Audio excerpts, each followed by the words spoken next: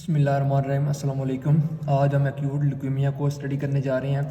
सबसे पहले हम देखते हैं एक्यूट ल्यूकेमिया क्या है, फिर हम इसकी जो दो टाइप्स हैं एक्यूट लिम्फोब्लास्ट ल्यूकेमिया और एक्यूट माइलोइड ल्यूकेमिया उन्हें भी आज ही स्टडी करेंगे। सबसे पहले देखिए एक्यूट ल्यूकेमिया होता क्या है। Acute leukemia is basically neoplastic proliferation of blast of white blood cell, यानी कि एक्यूट ल्यूकेमिया के अंदर जो वाइट ब्लड सेल के इमेच्योर प्रिकर्सर सेल्स हैं उनकी न्यूप्लास्टिक प्रोलिफरेशन होती है। अब हमने देखना है कि जो वाइट ब्लड सेल है इनके जो इमेच्योर या फिर आप कह लेंगे जो ब्लास्ट हैं वो है कौन कौन से। इनके दो प्रिकर्सर सेल हमने पढ़े हैं, एक थे लिम्फोब्लास्ट और दूसरे थे माइलोब्लास्ट।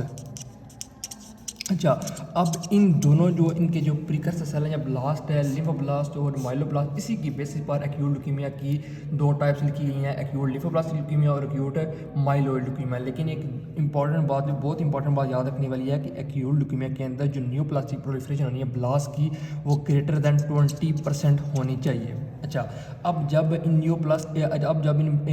ब्लास्ट की प्रोलिफरेशन होगी तो होगा क्या, ये हमारी आगे बोन इसके अंदर ये बोन मैरो आ गई, ये original bone marrow normal bone marrow होगी। अब इसके अंदर हुआ क्या कि जो ये सपोज ब्लास्ट है, लिम्फोब्लास्ट और माइलोब्लास्ट हैं, इन्होंने क्या बनाना है, इन्होंने बनाना है वाइट ब्लड सेल। अब इनकी स्टार्ट होगी न्यूप्लास्टिक प्रोलिफरेशन की वजह से क्या होगा, इनका जो नंबर है वो बहुत ज़्यादा इंक्रीज़ होने लगा और इंक्रीज़ होते होते इन्होंने जो नॉर्मल हिमेटोपोइटिक सेल है बोन मैरो को इन्होंने सराउंड कर दिया। एज अ रिजल्ट जो बोन मैरो को जो हिमेटोपोइटिक सेल हैं उनका जो नॉर्मल फंक्शन है, यानी कि इनसे जो ब्लड सेल बनने हैं वो नहीं बन पाएंगे। यानी कि आप कह सकते हैं हिमेटोपोइसिस का जो प्रोसेस है जिसके नतीजे में तमाम ब्लड सेल बनते हैं वो इस न्यूप्लास्टिक प्रोलिफरेशन की वजह से डिस्टर्ब होगा। तो एज अ रिजल्ट क्या होगा, जब भी हिमेटोपोइटिक स्टेम सेल डिस्टर्ब होंगे तो क्या होगा, हमें एनीमिया भी हो जाएगा, थ्रोम्बोसाइटोपेनिया भी होगा, इसके अलावा ल्यूको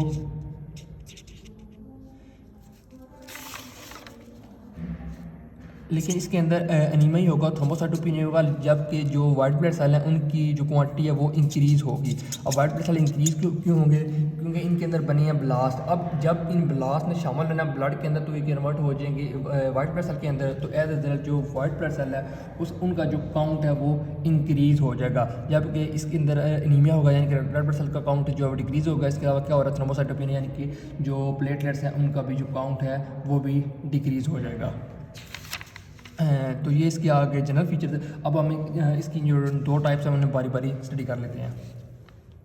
पहली जो टाइप है एक्यूट लिम्फोब्लास्टिक ल्यूकेमिया। अब उसके अंदर क्या होता है, उसके अंदर भी न्यूप्लास्टिक प्रोलिफरेशन होती है। किन की होती है, न्यूप्लास्टिक प्रोलिफरेशन ऑफ लिम्फोब्लास्ट, यानी कि वही जो हमने डेफिनेशन आगे पढ़ी है एक्यूट ल्यूकेमिया के अंदर। अब हमने उस डेफिनेशन को थोड़ा स्पेसिफिक कर लिया कौन से blast. Acute lymphoblastic लीमिया is neoplastic proliferation of lymphoblast which is greater than 20%। अच्छा, अब ये जो लिम्फोब्लास्ट है, अब हमें कैसे पता चलेगा कि जो न्यूप्लास्टिक प्रोलिफरेशन हो रही है कौन से सेल की हो रही है, लिम्फोब्लास्ट की हो रही है, माइलोब्लास्ट की हो रही है, कौन से सेल है। तो इनके लिए क्या किया जाता है, इन सेल की स्टेनिंग की जाती है। स्टेनिंग के अंदर स्टेनिंग की डिफरेंट टेक्निक है, जिस तरह एच स्टेनिंग भी है। तो लिम्फोब्लास्ट में इनकी स्पेसिफिक फीचर है कि इनके ऊपर एक एंजाइम प्रेजेंट होता है जिसे हम कहते हैं टर्मिनल डीऑक्सी ट्रांसफेरेज। अच्छा, अब ये जो TDT एंजाइम है ये लिम्फोब्लास्ट के न्यूक्लियस के अंदर प्रेजेंट होता है। जब हम इसकी स्टेनिंग करते हैं तो हम देख लेते हैं कि जो न्यू ब्लास्ट बढ़ रहे हैं वो पॉजिटिव है फॉर TDT। इसका मतलब क्या है कि ये जो ल्यूकेमिया ये एक्यूट लिम्फोब्लास्टिक ल्यूकेमिया, क्योंकि जो TDT है वो सिर्फ लिम्फोब्लास्ट में प्रेजेंट है, ना ही माइलोब्लास्ट में प्रेजेंट है और ना ही जो मैच्योर वाइट ब्लड सेल है उन पर प्रेजेंट है। तो दो चीज़ हमने पढ़ी कि acute lymphoblastic leukaemia neoplastic proliferation lymphoblast greater than 20% है, और फिर इसके बाद हमने पढ़ा कि ये जो सेल हैं ये पॉजिटिव होते हैं फॉर TDT। अच्छा, फिर एक और बात इंपॉर्टेंट बात है कि ये जो ALL है ये कॉमन होता है, मोर कॉमन इन चिल्ड्रन। अच्छा, और इसके अलावा it is associated with down syndrome. अब डाउन सिंड्रोम के साथ एसोसिएटेड इसलिए क्योंकि डाउन सिंड्रोम के अंदर क्या होता है, क्रोमोसोम 1 की ट्राइसोमी होती है, यानी कि 3 क्रोमोसोम प्रेजेंट होती है। अच्छा, अब डाउन सिंड्रोम के अंदर जो होता यह है कि इसके अंदर हमारा जो इम्यून सिस्टम है वो इम्पेयर्ड होता है। एक तो इम्यून सिस्टम इम्पेयर्ड होगा, यानी कि अगर कोई अब नॉर्मल सेल बन भी गया तो उन्हें किल नहीं करेगा। दूसरा क्या होगा, जो लिम्फोसाइट्स है ना, उनकी जो डेवलपमेंट है वो भी अल्टर्ड हुई होती है, तो एज रिजल्ट लिम्फोसाइट्स नॉर्मली बन पाती है और उनकी नियोप्लास्टिक प्रोलिफरेशन हो जाती है।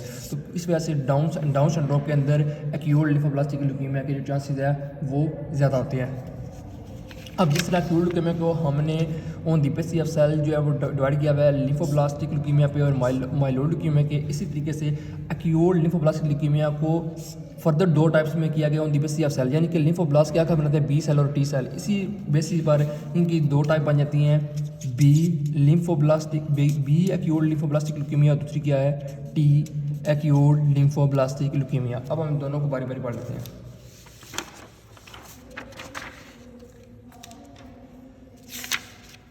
पहले हम आते हैं बी एक्यूट लिम्फोब्लास्टिक ल्यूकीमिया। अच्छा, अब इनके अंदर क्या होना है, जो लिम्फोब्लास्ट हैं उन्होंने क्या बनानी है, बी सेल, यानी कि बी सेल जो है इनके अंदर जो बी सेल स्पेशली है इनकी जो नंबर है वो इंक्रीज हो जाना है। अब इन बी सेल का क्या है, बी सेल का स्पेसिफिक फीचर ये है कि इनके ऊपर स्पेशल मार्कर प्रेजेंट होते हैं, CD10, CD19 और CD20। तो इससे हमें पता चल जाता है कि ये जो सेल हैं ये बी सेल है। CD10, CD19 और CD20 के इनके स्पेशल मार्कर्स हैं।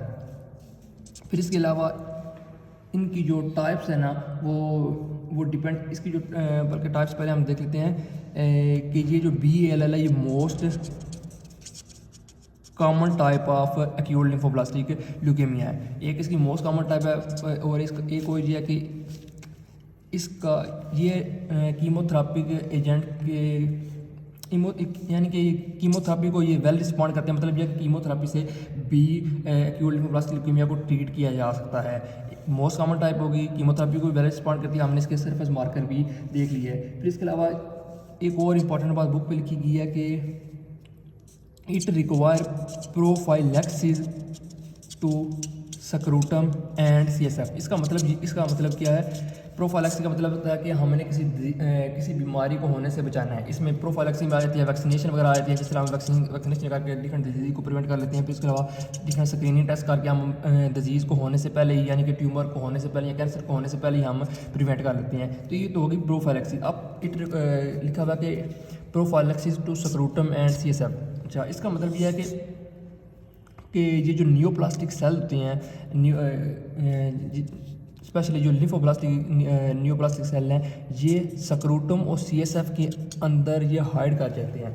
इन दोनों जगह पे ये छुप जाती है और इम्यून रिस्पांस को डिसीव कर जाता है, यानी कि इम्यून रिस्पांस से बचने के लिए इन दोनों जगहों पे ये छुप जाते हैं। तो इस वजह से एक्यूट लिम्फोब्लास्टिक ल्यूकीमिया के अंदर लिखा हुआ है कि it require prophylaxis to scrotum and CSF।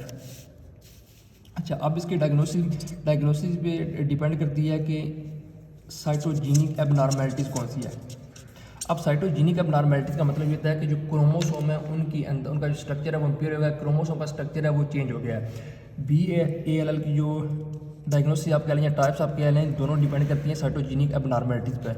अगर तो ट्रांसलोकेशन 922 हुई है, इसका मतलब है कि यानी कि क्रोमोसोम जो 9 है उसका जो पोर्शन है वो क्रोमोसोम 22 के ऊपर ट्रांसलोकेट हुआ है इसे तो इस ट्रांसलोकेशन को आप फिलाडेल्फिया भी कहते हैं, क्योंकि और इसकी एक और जो बात यह है कि ये कॉमन होती है एडल्ट के अंदर और इसकी जो प्रोग्नोसिस होती है वो पुअर होती है। अच्छा, दूसरी जो म्यूटेशन होती है वो ये हो सकती है ट्रांसलोकेशन 1221। अच्छा, अब इसके अंदर क्या होगा कि 12 का जो पोर्शन जो है वो 21 तक ट्रांसलोकेट हुआ है और इसके अंदर जो ये मोस्ट कॉमन होती है चिल्ड्रन के अंदर और इसके अंदर जो प्रोग्नोसिस होती है वो रिलेटिवली बेटर होती है इसकी निस्बत। तो बी एक्यूट लिम्फोब्लास्टिक ल्यूकेमिया का मेन फीचर क्या है, इसके अंदर बी सेल इन्वॉल्व है और इनके ऊपर जो सरफेस मार्कर है वो CD10 है, CD19, CD20 है। It is most common type of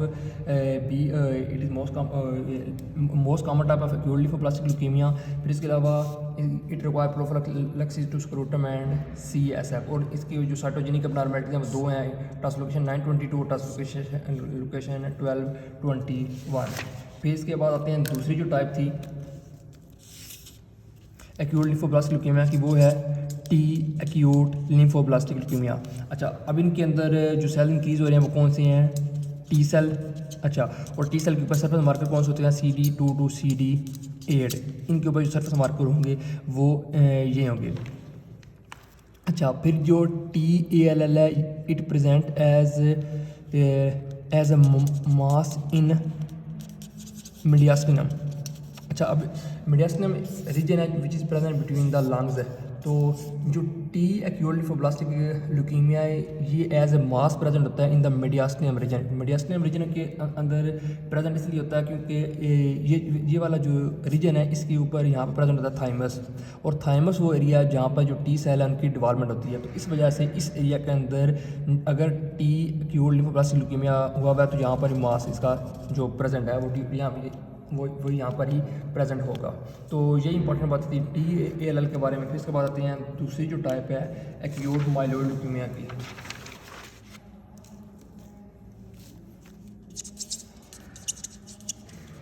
अच्छा, एक्यूट माइलोइड ल्यूकेमिया के अंदर क्या हुआ, जो माइलोब्लास्ट हैं उनके अंदर म्यूटेशन आई हुई है। तो एज अ रिजल्ट जो माइलोब्लास्ट है जो सेल बनते हैं जिनके अंदर आ जाता है न्यूट्रोफिल, इओसिनोफिल आ जाते हैं, बेसोफिल वगैरह, ठीक है।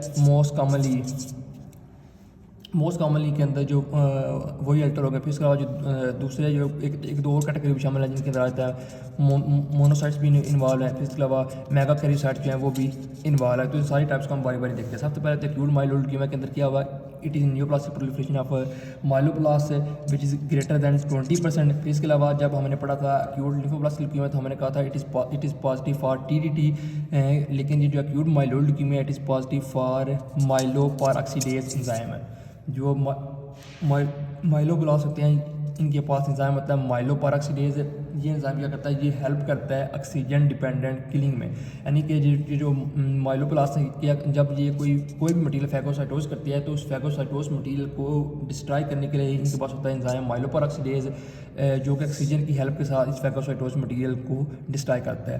तो एक्यूट जो माइलोब्लास्ट है इन पर एंजाइम कौन सा प्रेजेंट होता है, माइलोपेरोक्सीडेज एंजाइम। तो इसके थ्रू हमें पता चल जाता है कि माइलोब्लास्ट है या फिर लिम्फोब्लास्ट है।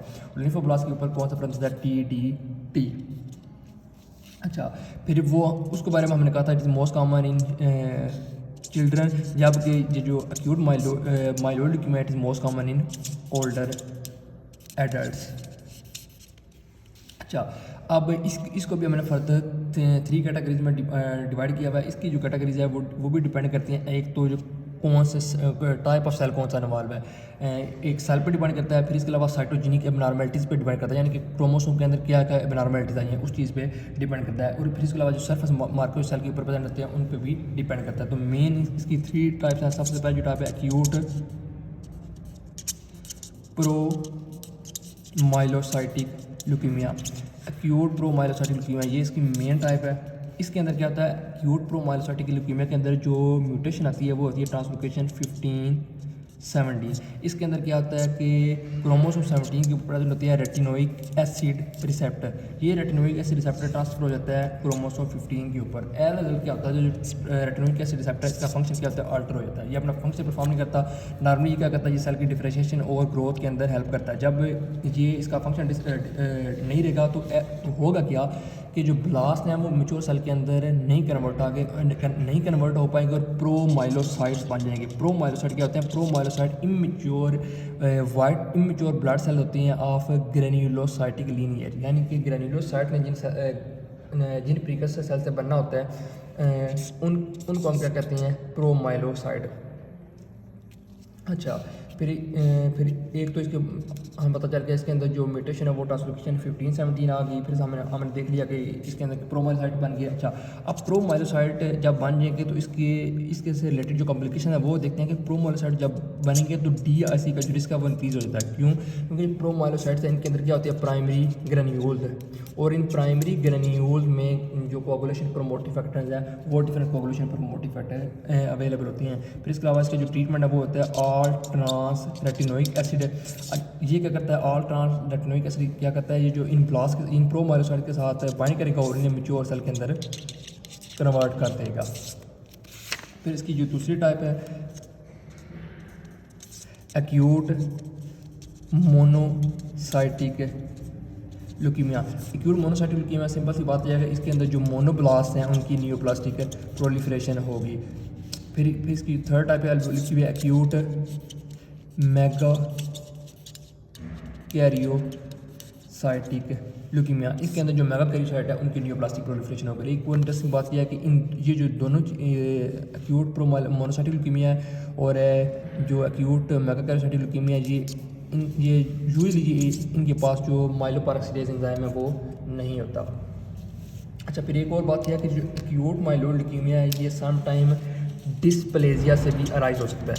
डिस्प्लेजिया क्या होता है, डिस्प्लेजिया प्री कैंसर स्टेज होती है। इसके अंदर जो सेल हैं वो न्यूप्लास्टिक सेल के अंदर कन्वर्ट नहीं होते, लेकिन वो एट द रिस्क होते हैं कि वो चेंज हो सकते हैं कैंसर सेल के अंदर, लेकिन ये नॉर्मल सेल के अंदर भी कन्वर्ट हो सकते हैं। जबकि जो न्यूप्लास्टिक सेल है वो दोबारा रिवर्स होकर नॉर्मल सेल के अंदर कन्वर्ट नहीं हो सकते। अब डिस्प्लेजिया की उन्होंने एग्जाम्पल लिखी हुई है माइलो डिस्प्लास्टिक सिंड्रोम। अच्छा, माइलो डिस्प्लास्टिक सिंड्रोम के अंदर क्या होता है, इसके अंदर भी जो ब्लास्ट है उनकी प्रोलिफरेशन होती है। एक तो ये प्रोलिफरेशन नियोप्लास्टिक नहीं होती, दूसरा लेस दैन 20% होती है। अच्छा, बाकी फीचर वही है कि इनके अंदर भी जो कि ये जो सेल बनी है इन्होंने भी हिमेटोपोइटिक स्टेम सेल जो नॉर्मल सेल है इन्होंने क्राउड कर लेना है, तो इसकी वजह से पैनसाइटोपेनिया हो जाएगा, यानी कि एनीमिया वगैरह, क्योंकि नॉर्मल हिमेटोपोइटिक सेल जो है वो अपना फंक्शन परफॉर्म नहीं कर सकेंगे। फिर इसके अलावा हाइपर सेलुलर बोन मैरो की कंडीशन होगी, क्योंकि ब्लास्ट बहुत ज़्यादा होंगे, इस वजह से हाइपर सेलुलर बोन मैरो की कंडीशन होगी। अच्छा, नॉर्मली क्या होता है, मोस्टली ये होता है कि जिस पेशेंट को माइलो डिस्प्लास्टिक सिंड्रोम हुआ है वो डिफरेंट इन्फेक्शन, क्योंकि इम्यून सिस्टम का प्रॉपर वर्क नहीं कर पा रहा है। फिर इसके अलावा पैनसाइटोपेनिया मतलब थ्रोम्बोसाइटोपेनिया भी होगा, यानी कि प्लेटलेट्स कम है तो ब्लीडिंग भी हो सकती है। तो मोस्टली जो पीपल हैं जिनको ये हुआ होता है वो इन्फेक्शन और ब्लीडिंग और दूसरी कम्प्लिकेशन की वजह से डाई कर जाते हैं, लेकिन समटाइम ये माइलो डिस्प्लास्टिक सिंड्रोम जो है वो एक्यूट माइलो ल्यूकीमिया के अंदर भी कन्वर्ट हो जाता है। तो इस टॉपिक को जल्दी से हम बुक से रिवाइज कर लेते हैं। अच्छा, वो एक्यूट ल्यूकीमिया का सबसे पहले बेसिक प्रिंसिपल में देखते हैं कि बेसिक प्रिंसिपल में वही लिखा हुआ है, it is neoplastic proliferation of blast defined as a composition of greater than 20% blast in bone marrow. अच्छा है, फिर इसके बाद क्या होगा, यही जो ब्लास्ट हैं ये हिमेटोपोइटिक नॉर्मल सेल को सराउंड कर लेंगे, एज रिजल्ट क्या हो जाएगा, एनीमिया हो जाएगा, थ्रोम्बोसाइटोपेनिया हो जाएगा और न्यूट्रोपेनिया हो जाएगा, यानी कि पर्टिकुलरली जो न्यूट्रोफिल्स हैं वही डिक्रीज़ होंगे, बाकी जो WBC हैं वो इंक्रीज़ होंगे। फिर इसके अलावा ये लिखा हुआ है कि WBC इंक्रीज हो लेकिन जो न्यूट्रोफिल है वो कम होंगे। फिर इसके अलावा इनकी जो टाइप्स हैं वो हैं एक्यूट लिम्फोब्लास्टिक ल्यूकीमिया, दूसरी कौन सी है एक्यूट माइलोब्लास्टिक ल्यूकीमिया।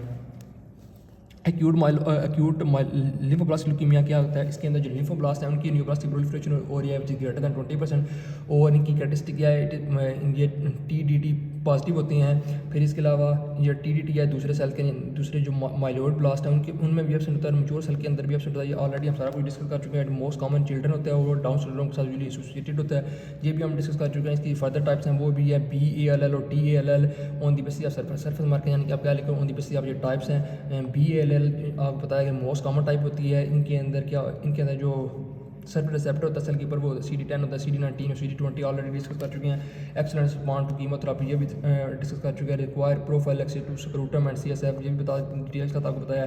फिर इसके अलावा इनके अंदर जो साइटोजेनिक एबनॉर्मैलिटीज हैं वो ट्रांसलोकेशन 1221 हो सकती है, यहाँ पर ट्रांसलोकेशन 922 हो सकती है। 1221 हो गई तो मोस्ट कॉमनली इन चिल्ड्रन होती है और good prognosis relatively good prognosis होती है, और 922 के अंदर पुअर प्रोग्नोसिस होती है और ये एडल्ट के अंदर होती है। फिर T जो ALL है उसके अंदर जो रिसेप्टर होते हैं वो CD2 to CD8 होते हैं।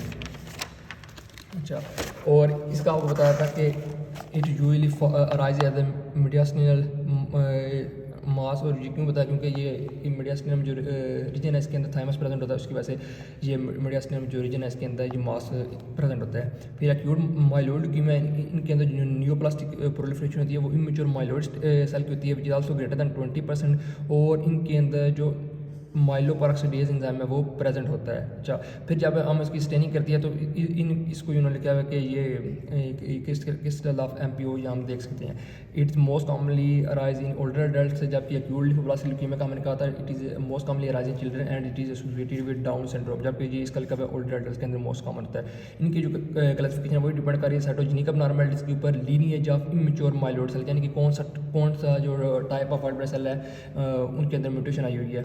फिर इसके अलावा जो सरफेस मार्कर है उस पर डिपेंड करता है। फिर इसकी वही जो 3 टाइप्स है, सबसे पहले एक्यूट प्रोमाइलोसाइटिक ल्यूकीमिया, इसके अंदर जो ट्रांसक्रिप्शन है वो T1517 है। रेटिनोइक एसिड रिसेप्टर जो है वो वर्क नहीं कर पाएगा, एज रिजल्ट प्रोमाइलोसाइट बन जाएंगे। और इनके अंदर जो DRC है उसका रिस्क इंक्रीज है, क्योंकि क्या प्राइमरी ग्रैन्यूल्स प्रेजेंट होता है। ट्रीटमेंट किया all trans retinoic acid receptor है, रेटिनोइक एसिड है। अच्छा, एक्यूट मोनोसाइटिक ल्यूकीमिया, वही इनके अंदर मोनोब्लास्ट की प्रोलिफरेशन होगी, ठीक है। इनके अंदर जो MPO वो ले करता है, और MPO जो एंजाइम है वो नहीं होता, और ये गाम्स जो है इन्हें इन्फिल्ट्रेट करते हैं। फिर आगे एक्यूट मेगा कैरीब्लास्ट ल्यूकीमिया, इनके अंदर क्या है मेगा कैरीब्लास्ट की प्रोलिफरेशन है, MPO एंजाइम यहाँ पे भी एब्सेंट है।